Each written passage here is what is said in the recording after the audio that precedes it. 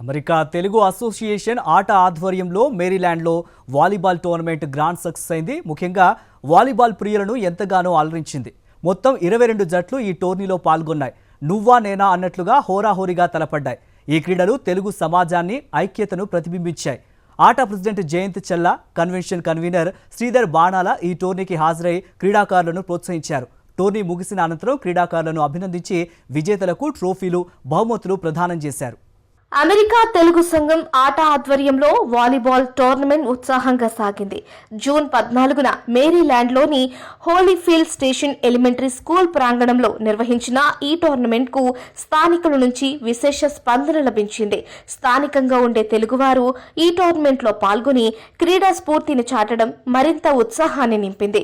మొత్తం 22 జట్లు ఈ టోర్నీలో భాగస్వామ్యం పొందాయి. టోర్నీ ప్రారంభమైన తరువాత సై అంటే సై అంటూ జట్లు తలపడ్డాయి. క్రీడాకారులు తమ నైపుణ్యంతో, ఆట తీరుతో ఆశ్చర్యానికి గురిచేశారు. ప్రొఫెషనల్ వాలీబాల్ ప్లేయర్స్ లా ఒక్కొక్కరు తమ టాలెంట్ చూపించారు. అద్భుతమైన పర్ఫార్మెన్స్ తో టోర్నమెంట్ ను ఉత్తేజపరిచారు.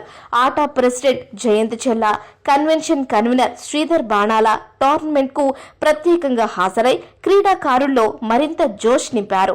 క్రీడాకారులను ప్రోత్సహించేందుకు వారి కుటుంబ సభ్యులు, బంధుమిత్రులు పెద్ద సంఖ్యలో తరలివచ్చారు. ఈ టోర్నమెంట్ నిర్వహణలో విజయవంతం చేయడంలో ఆట ప్రతినిధులు, కన్వెన్షన్ సభ్యులు వాసు తళ్ళ, విజయ్ శ్రీనివాస్, నాగిరెడ్డి, మనోజ్, సురేష్ కుప్పిరెడ్డి, రామారావు సువర్ణకాంతి, రామారావు తుళ్లూరి, కృష్ణ, రంజిత్ మరియు రమణ రేగులపాటి తదితరులు కీలక పాత్ర పోషించారు.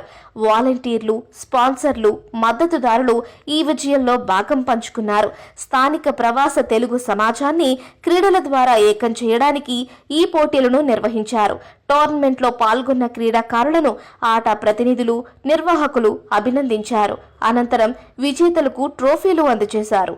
తెలుగువారిలో, యువతలో క్రీడా స్ఫూర్తిని పెంచడం మరియు త్వరలో జరగబోయే ఆట మహాసభల కోసం కమ్యూనిటీని ఏకం చేయడం కోసం నిర్వహించిన వాలీబాల్ టోర్నమెంట్ విజయవంతమైంది.